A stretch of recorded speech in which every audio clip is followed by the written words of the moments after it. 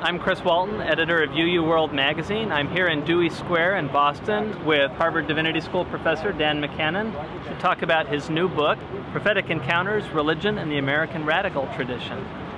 Your book highlights religious dimensions of the long history of radical movements in America, and it came out just as Occupy Wall Street was going up in New York.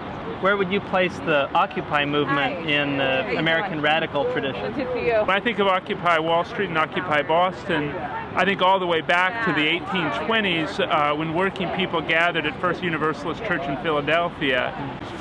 Wealthy people were consolidating economic activity, and they saw this as a betrayal of the American vision of equality and freedom.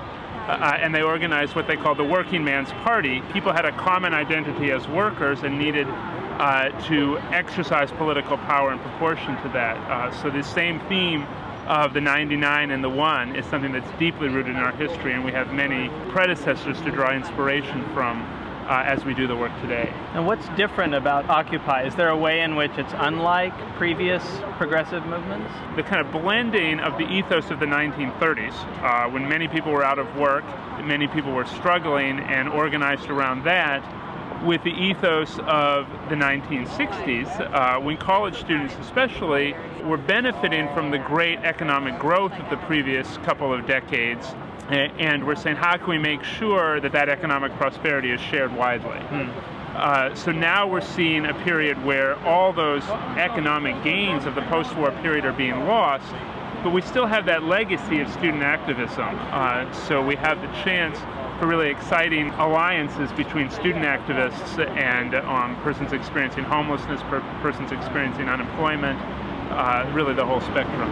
Well, I want to ask you about two words in your title. The first one is prophetic. I mean, what do you mean by prophetic, and how is something like Occupy a prophetic movement? When I think of the word prophecy, I think a lot about ways people are transformed by their encounters with the divine. And I want to suggest that something like that happens here, happened in the Montgomery bus boycott, happened among abolitionists, white and black, standing together to end slavery.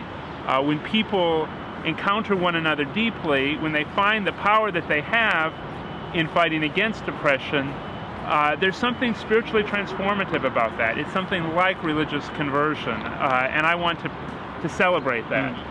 The other word in your title is encounters. Right. And it clearly has religious dimensions in your book, the way that you use it. Something that really jumped out at me in your last chapter, you talk about how the anti-globalization movement, which would seem to be a pretty direct forerunner of this, was more focused on resistance than on encounter. What do you mean when you talk about encounter as a religious term in a political movement? There's three kinds of encounters that have occurred in different social justice movements in U.S. history that are really important. The first is the kind of encounter, I call it the encounter of identity, when people who've been oppressed, who've been marginalized, come together, share their stories, and claim some sort of new identity. When persons who'd been enslaved in this country began calling themselves African and prizing that identity. When working people said, we're working men, we're working people, and we're proud of that. That's the encounter of identity. The second kind of encounter happens when persons of relative privilege see the power that's being generated amongst communities of the oppressed and say, we want to have a piece of that, and they identify with one particular individual who embodies that. So a lot of people had their lives transformed by the individuality of Martin Luther King or Malcolm X during the 1960s. And then there are also the kinds of encounters that happen when people immerse themselves in communities in struggle. So Catholic worker houses, settlement houses, people going on pilgrimage to base communities in Latin America. All these are more collective sorts of encounter. One of the things that happened, I think, among radical movements in the past 30 years is that we saw an upsurge in a conservative movement in this country of a sort that is almost unprecedented. And radicals put more and more emphasis on resisting or defeating the right. So as you saw a resurgent religious right, people said the best we can do is to hold them at bay. There was this motif of resistance and maybe something of a loss of utopian thinking, a loss of really imagining what the alternative would look like.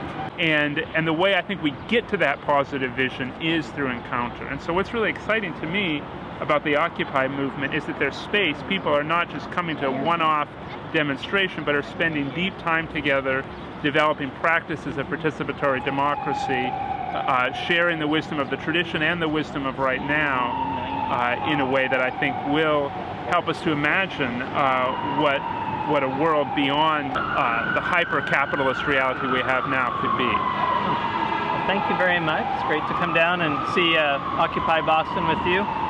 His book is Prophetic Encounters, Religion and American Radical Tradition. I'm Chris Walton from UUWorld.